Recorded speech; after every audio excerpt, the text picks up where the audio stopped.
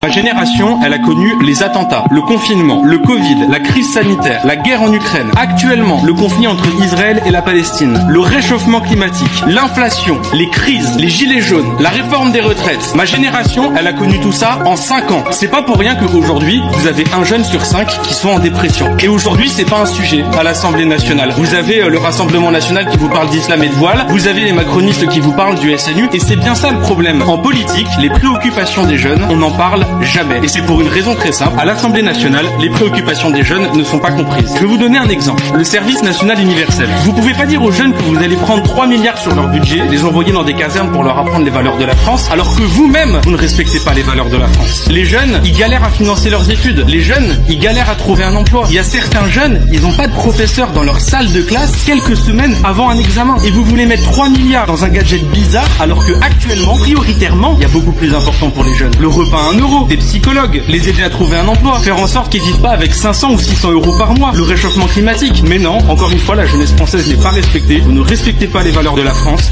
vous mettez tout cet argent dans un SNU qui nous coûte cher, et vous ne comprenez pas que ce soit ressenti comme une injustice par la jeunesse.